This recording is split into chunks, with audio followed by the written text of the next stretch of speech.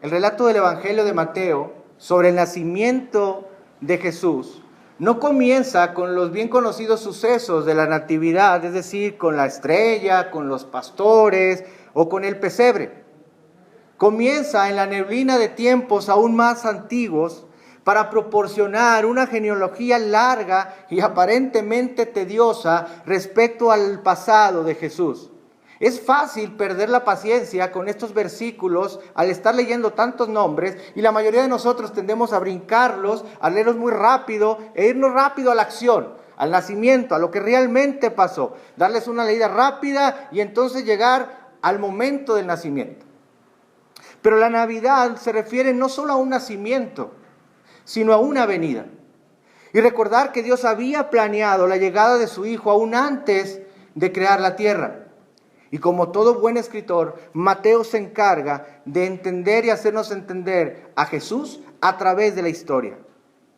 Entonces, aquí aprendemos mucho más de lo que usted puede pensar en esta genealogía.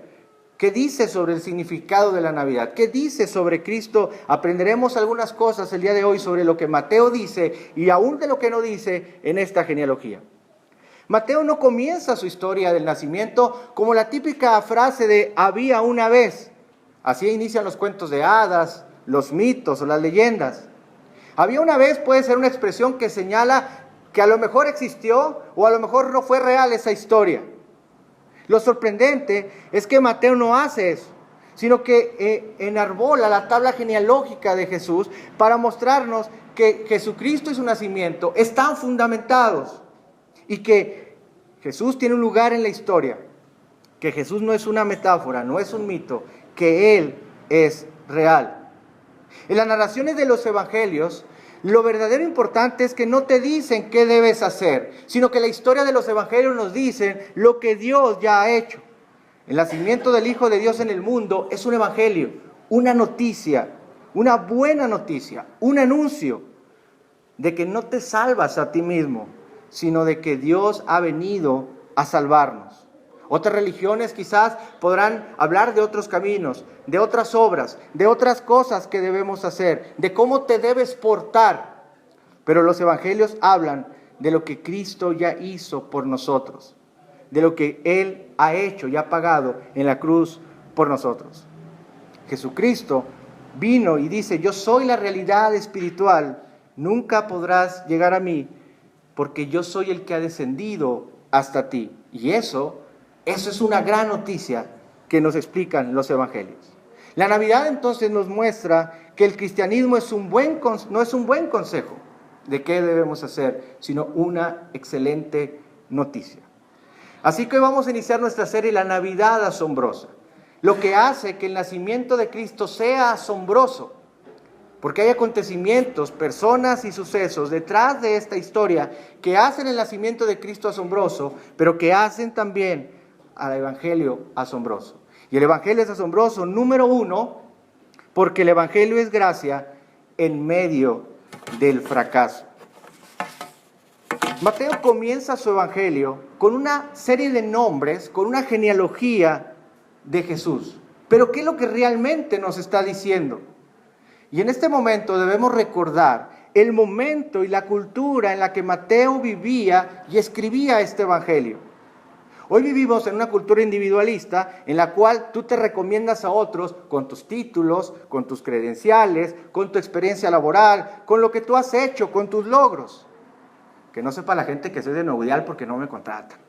Que no sepa la gente que me gusta porque no me van a contratar. Que no sepa que aquel es mi tío o mi prima porque si no, ya estoy muy quemado. Hoy te recomiendas a ti mismo con tus logros, con tus experiencias, con tus títulos. Pero así no se hacían las cosas en una sociedad más comunal y más centrada en la familia, como la que era en el momento de Mateo.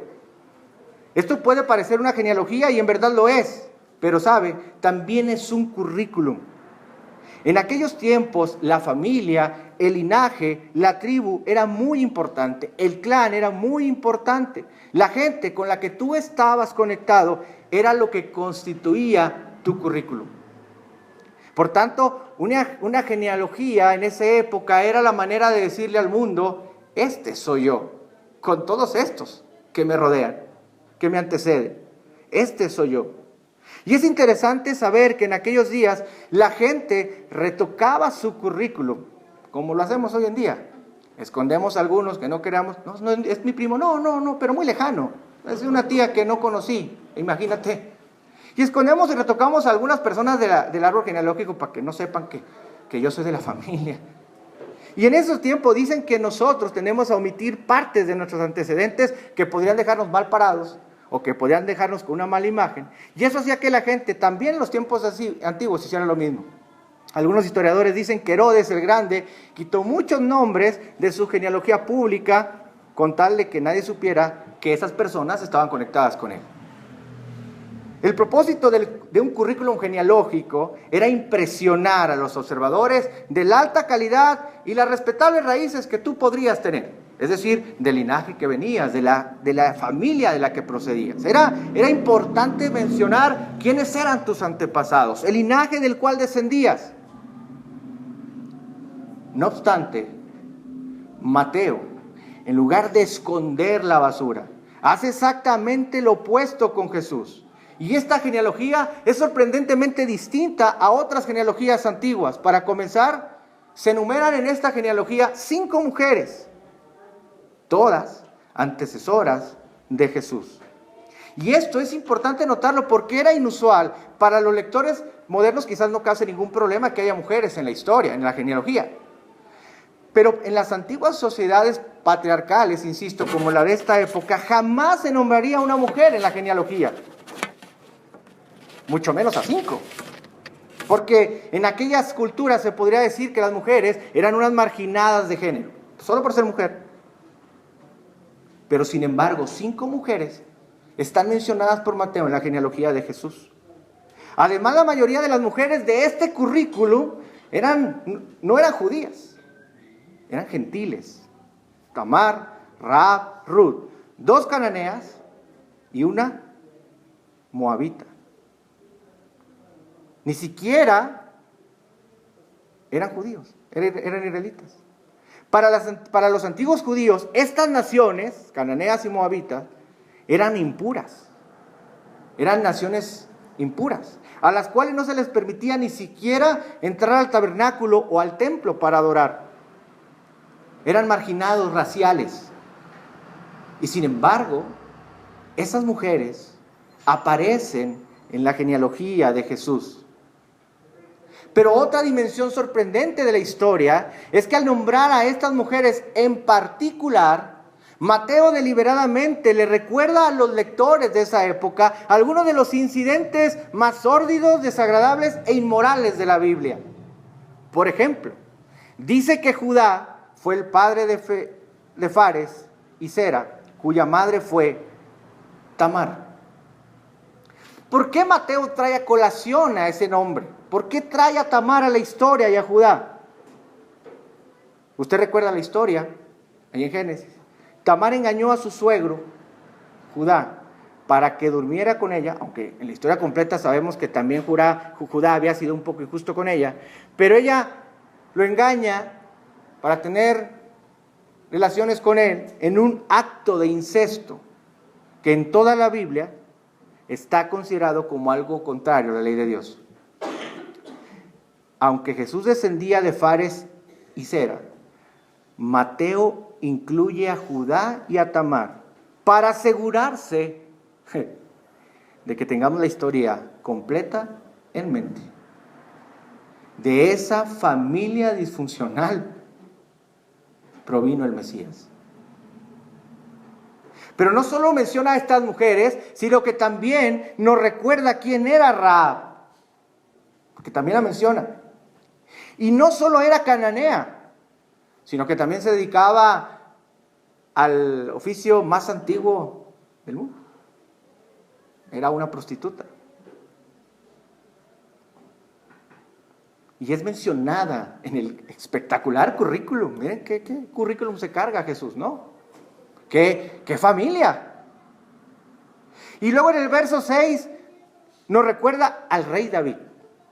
Y dices tú, bueno, por fin alguien digno de ser contado en la genealogía, pues es el rey, ¿no?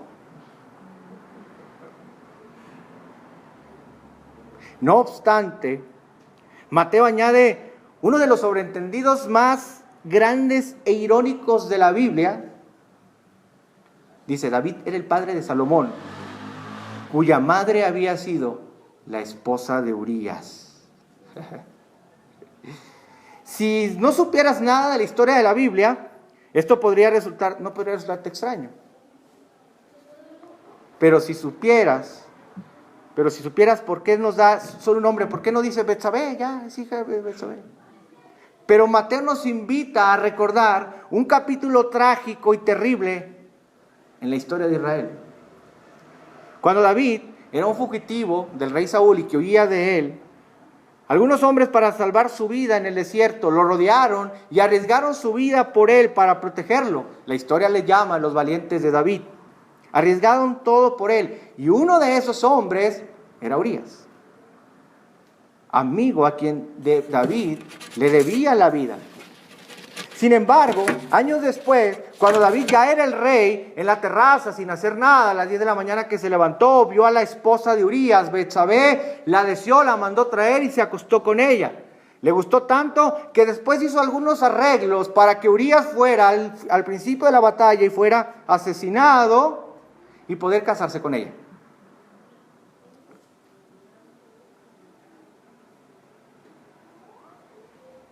Lo hizo. Y de ahí nace Salomón, del cual descendería Jesús. ¿Sabes por qué Mateo omite el nombre de Betsabé y se pone a hablar de Urías? No es para despreciarla. Es una crítica feroz a David, de esa familia disfuncional, y que de ese hombre de profundos defectos vino el Mesías. Entonces, en esta espectacular genealogía, en este increíble currículum, tenemos a marginados morales, a marginados por género, adúlteros, a relaciones incestuosas, a prostitutas. Y los masculinos, los hombres representados aquí, prominentes como Judá y David, también eran fracasados morales. Marginados culturales, marginados raciales, marginados de género, todo eso abunda en la genealogía. La ley de Moisés estaba apartada. Estas personas estaban apartadas de la ley de Moisés. Estaban apartadas de la presencia de Dios. Según la ley de Moisés, estos hombres, estas mujeres estaban lejos, siquiera de cumplir la ley, siquiera de estar cerca de la ley.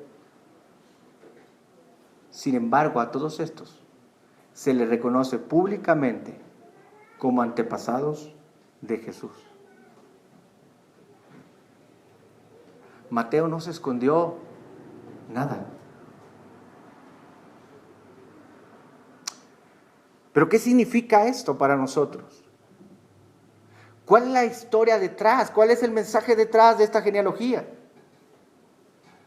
En primer lugar, nos muestra que la gente que está excluida por la cultura, por la sociedad e incluso excluida por la ley de Dios, puede entrar en la familia de Jesús.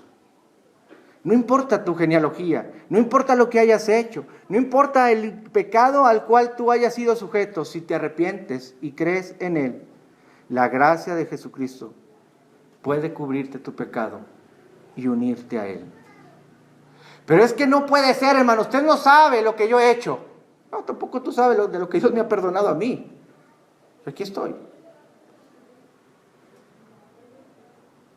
En la antigüedad existía el concepto de la impureza ceremonial.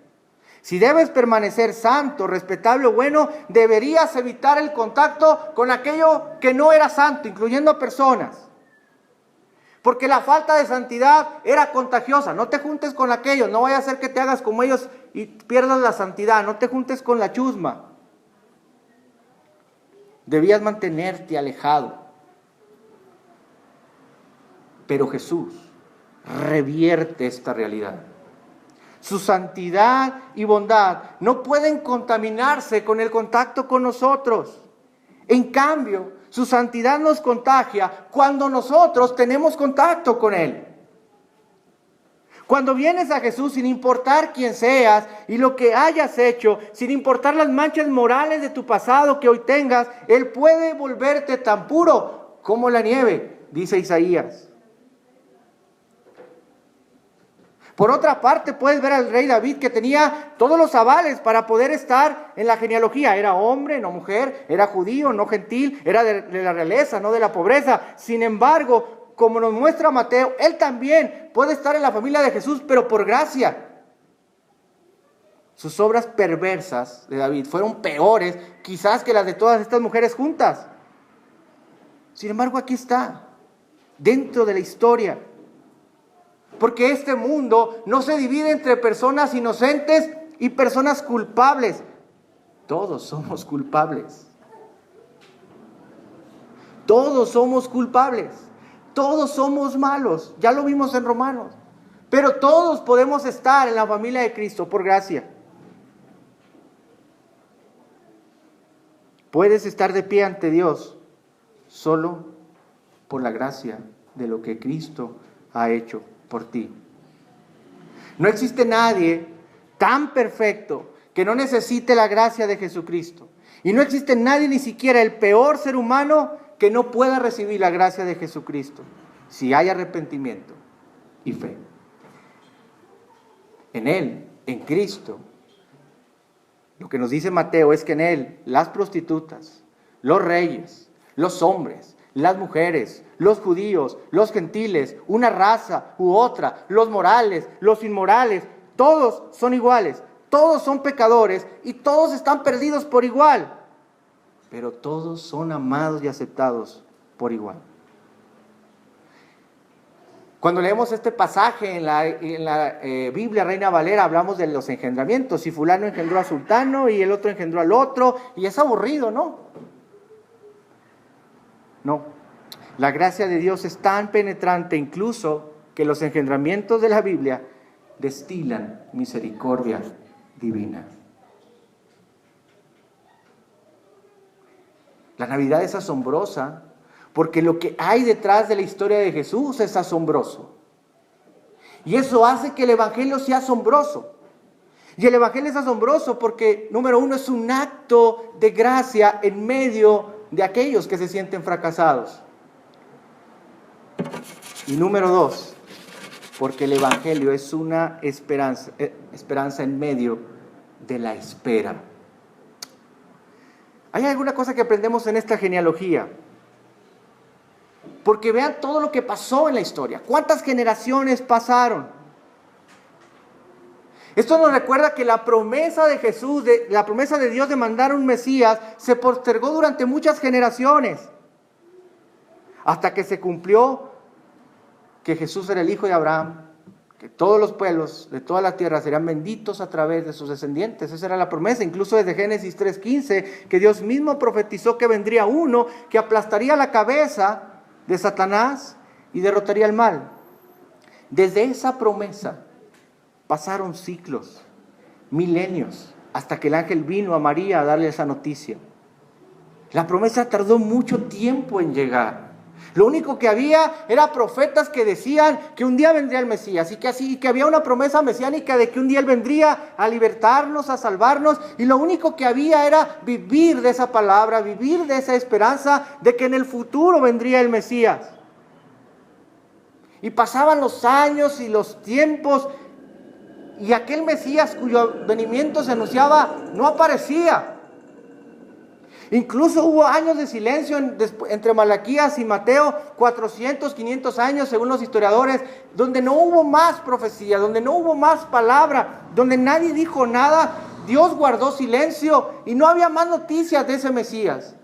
¿Te puedes imaginar la desesperación que había en el pueblo de saber, ¿será cierto que vendrá o no vendrá?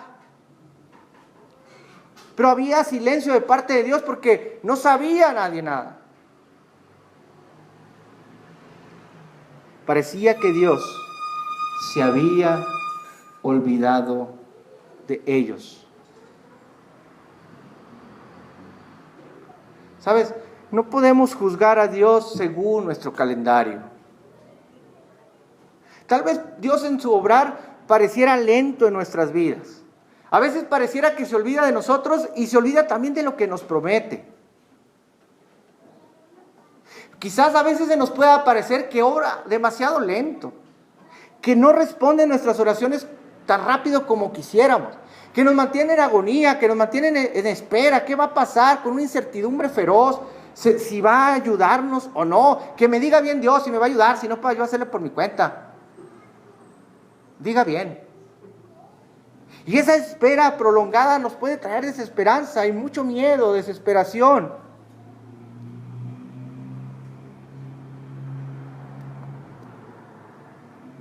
Pero cuando obra, siempre lo hace trascendiendo los límites que tú y yo jamás podemos imaginar.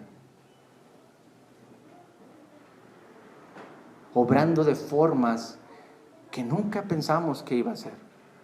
En su tiempo, en su momento, en su lugar. Mira la historia de José que lo habían vendido, que lo habían odiado y que lo habían metido en una cisterna y luego estaba ahí y lo habían vendido a otro país y en la cárcel. Y cómo Dios movió cada cosa y la orilló a algo bueno para salvar a toda una nación.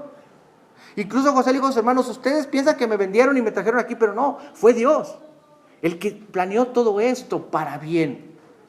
Mira, hermano, a veces no sabemos lo que Dios está haciendo. A veces pareciera que está lejano, en silencio, que no habla, y eso nos puede traer desesperación y como ganas de ayudarle, de hacer algo. Pero Dios está obrando todo el tiempo, aún en las cosas que no parecen, aún en las cosas que no creemos, aún en las cosas que no tienen tinta de serlo. En medio de eso Él está obrando en nuestras vidas. La gracia de Dios prácticamente nunca opera dentro de nuestro marco de tiempo. Nunca va a obrar dentro de lo que tú y yo consideramos razonable debe de obrar. Él no sigue nuestras agendas o nuestros esquemas. Dios parece a veces olvidar sus promesas, pero la realidad es que no lo ha hecho. Un día se va a manifestar de maneras que nunca podríamos imaginar antes que sucedieran. Todos pensaban en un rey que vendría a nacer en un castillo, pero nació en un abrevadero. Todos imaginarían que nacería como el máximo, el mayor, y vino a servir. Frustró todas las expectativas, vino a servir en debilidad y a morir en una cruz de manera cruel para salvarnos. Dios cumplió su promesa. Dios cumplió todas aquellas profecías que de aquel Mesías hablaban. Y nació en el lugar, en el momento acertado. Dios cumplió su promesa. Y tal vez tú digas: yo sé que Dios cumple su promesa y quizás las ha cumplido en mi vida, pero yo soy el que no ha cumplido las mías. Estoy hecho un desastre en mi vida. Esto realmente no tiene arreglo. Yo soy el que, hermano, realmente yo no tengo un problema con Dios. El problema lo tengo conmigo, porque yo soy el que ha fallado. Yo soy el que por más tiempo que tengo en la iglesia no crezco, no atiendo, no hago lo que debo hacer. Me siento pecador y hay muchas personas que no quieren venir a la iglesia por eso, porque creen que son demasiado pecadores para estar aquí. Si supieran lo que yo soy. Aquí estamos, ¿no? Fíjate en la genealogía de Jesús. En el versículo 2 de esta genealogía dice que Jacob fue el padre de Judá, un antepasado del Mesías. Pero ¿sabes por qué Judá terminó siendo hijo de Jacob? Jacob le mintió a su padre Isaac, ¿se acuerdan de la historia? Lo engañó para conseguir el derecho de la primogenitura que le pertenecía a su hermano. Debido a este engaño, dividió la familia, puso a Esaú en su contra, tuvo que huir de esa tierra para convertirse en un fugitivo, perdió a su familia, experimentó consecuencias terribles por su pecado. Sin embargo, fue a raíz de todo esto que usted conoce la historia. Conoció a Lea y se convirtió en el antepasado del Mesías. Aquí vemos el equilibrio. Lo que hizo Jacob estuvo mal y sufrió por eso. Sin embargo, Dios es más grande que nuestro pecado. Dios es mayor que nuestro pecado. Y usó toda aquella sordidez, aquella estupidez de este hombre para cumplir su promesa. Con Dios no hay segundones. Navidad significa que Dios está llevando a cabo sus propósitos, que cumplirá sus promesas. Y lo que Él dijo, eso se hará en su tiempo y en su momento. Entonces Navidad significa que aunque los molinos de Dios muelen lentamente, hacen polvo el grano. Tal vez parezca que Dios se ha olvidado, pero en ese mismo momento se encuentra en el proceso de preparar todo para que se cumpla lo que Él prometió. Lee la Biblia y fíjate en las promesas para aquellos que creen. Él puede darnos más de lo que nos atrevemos a pedir o pensar. El Evangelio es ese momento de espera en medio de una desesperanza. Por eso, la Navidad en vida es un tiempo de esperanza en Dios. La Navidad es asombrosa porque el nacimiento de Jesús es asombroso. Y eso hace que el Evangelio sea asombroso. Y el Evangelio es asombroso, número 3, porque el Evangelio es descanso en medio del caos. No solo es un acto de gracia, no solo es un acto de esperanza o de espera, sino que ahora es un descanso en medio de un mundo caído, de un caos. Fíjese al punto sublime que llega Mateo al final de este pasaje que hemos leído. Cuando dice, pasaron 14 años de esta generación, 14 años de esta, 14 años. Las genealogías nos enseñan que Jesús es el descanso supremo y le voy a explicar por qué. Al final de la genealogía, Mateo da mucha importancia a los números de las generaciones. Y dice que hubo 14 generaciones desde Abraham hasta David. 14 generaciones desde David hasta el exilio de Babilonia. Y 14 de ellas desde el exilio hasta Cristo. Entonces hubo 7 de generaciones. Y eso hace que Jesús sea el comienzo del séptimo 7. ¿Y eso qué? O sea, ¿qué tiene que ver con la judicial o qué? ¿Qué significa esto? En la Biblia, el número 7 tiene una suma importancia porque, como nos dice Génesis, Dios descansó el séptimo día de su obra creadora. Es el día de reposo.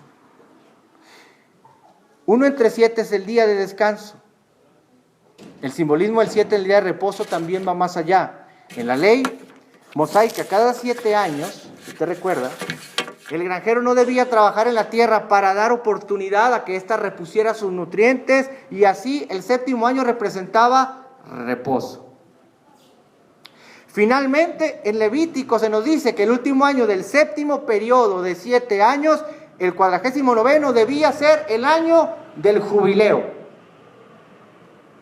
Y ese año debía liberarse a los esclavos y debían perdonarse todas las deudas de toda la tierra, y toda la gente debía descansar de su agotamiento y de sus cargas. Yo quisiera que en Coppel entendieran esto, me perdonaran mis deudas también, me dejaran descansar por fin. Pero pues uno saca Coppel a 30 años, imagínense todavía. El séptimo 7 era el sabbat de los sabbats. Era un anticipo del descanso final que todos tendremos cuando Dios regrese y remueva la tierra, renueve todo en la tierra. Es el recordatorio de nuestro encuentro con Él en aquel momento donde todo será perfecto. Mateo nos dice que este descanso solo llega a nosotros a través de Jesucristo. ¿Te das cuenta? Jesucristo no nació en una vía una vez, sino que verdaderamente irrumpió el tiempo y el espacio y llevó a cabo nuestra salvación, de modo que los reyes, las prostitutas, se sienten juntos en la misma mesa. Y si tú lo crees, ahora puedes comenzar a saborear ese reposo. Pero ¿cómo consigo esto? ¿Cómo puedo apropiarme de este mensaje de Jesús, de este evangelio asombroso y tener la esperanza en medio del caos y pensar en ese descanso eterno, en ese lugar de perfección con Él?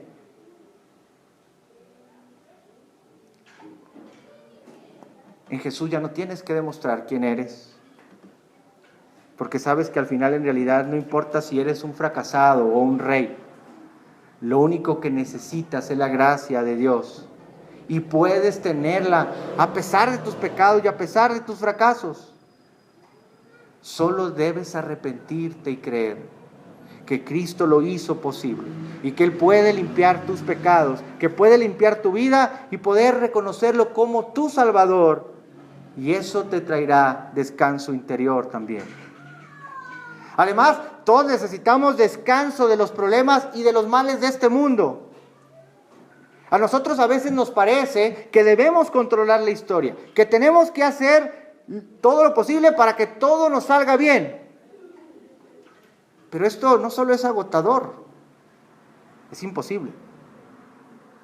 No podremos hacerlo con nuestras fuerzas. Por eso la Navidad nos dice que aunque parezca lo contrario, nuestro buen Dios tiene el control de la historia. Y algún día pondrá todas las cosas en su lugar. Parte de nuestro descanso viene cuando el Espíritu nos recuerda que toda la salvación final y todo este descanso supremo existe gracias a Cristo y no hay nada que hacer. Y entonces tenemos una poderosa esperanza en el futuro que no es solamente un mero optimismo, sino es la certeza de que cuando todo esto termine, todo estará bien. Y esto nos da paz y fortaleza en medio aún de las peores pruebas y tragedias del presente. Algo nos hace saborear que esto un día se va a acabar, que esto un día vamos a descansar, porque Dios un día pondrá todo en su lugar y ese reposo es real y lo vamos a vivir. Y aún en medio de las pruebas y momentos duros, recordar ese descanso nos da esperanza. Porque la gloria de Dios cubrirá el mundo como las aguas que cubren el fondo del mar. Y entonces Jesús, el Rey del jubileo, nos dará el descanso perfecto con un final lleno de amor y lleno de gozo. Hermano, la Navidad no es un cuento que nos narra la historia de algo que sucedió para enseñarnos a vivir mejor o ser buenas personas. No, es la verdad de que un día Jesús irrumpió la historia en el mundo para salvarnos y convertirse en nuestro Salvador, que ha nacido para eso. La Navidad es asombrosa porque Jesús y su historia es asombroso. Mírame, porque en el nacimiento de Cristo, el Hijo de Dios se hacía hombre para que un día los hombres que creyeran en Él pudieran hacerse hijos de Dios. En el pesebre, el Hijo de Dios se hacía hombre para que un día los hombres, pecadores, que crean en Él, puedan ser llamados hijos de Dios. La Navidad es asombrosa porque la historia de Cristo es asombrosa, porque el Evangelio es asombroso. Oremos. Señor, gracias por tu palabra, gracias por tu verdad, porque la historia de Jesús es asombrosa por todo lo que vemos en esta genealogía, aún por lo que no vimos, por lo que no podemos estudiarla en ella, pero todo lo que nos muestra, Señor, que aún siendo fracasados, que aún siendo pecadores, podemos estar en tu familia. Que el Evangelio es ese acto de gracia en el que todos podemos caber, en el que, Señor, aún la prostituta, el rey, el marginado social tiene un espacio en tu gracia por ti. Donde, Señor, podemos ver el Evangelio como lo que nos da la esperanza en medio de la espera y nos da la capacidad de tener una esperanza de un descanso mayor y supremo, donde un día tú todo lo vas a arreglar y tú todo harás que salga bien. Señor, que la Navidad nos recuerde lo que tú eres, que eres real, que no eres una historia inventada, que estás fundamentado, que tu genealogía es más que nombres, es tu nombre, sobre todo nombre exaltado, como aquel que no esconde su verdad ni su currículum, sino que lo pone en la mesa para animar a aquellos fracasados a saber que pueden estar en tu familia, para animar a aquellos que se desesperan por el tiempo que no avanza y por el silencio, a que aprendan a esperar, porque tú sigues prometiendo y sigues cumpliendo cosas. Y para darnos esperanza de que un día estaremos contigo, para mirarte cara a cara, para estar contigo para siempre. Y Señor, para poder descansar por fin en tus brazos, contigo, en tu gracia. Porque tú eres ese descanso que tanto nosotros necesitamos. Señor, que eso sea la Navidad de nuestras vidas. Que los actos asombrosos de tu historia asombren nuestro corazón y nos hagan entender la dimensión de tu verdad, de la gran noticia que es el Evangelio, de que tú te hiciste hombre para que nosotros los hombres pecadores, al creer en ti, seamos llamados hijos de Dios. Señor, que este Evangelio, que esta verdad resplandezca siempre en nuestras vidas, en todo momento y en todo lugar. En nombre de Jesús. Esperamos que esta conferencia haya sido de tu agrado. Para mayor información o preguntas, escríbenos al correo alsantos.ac@gmail.com.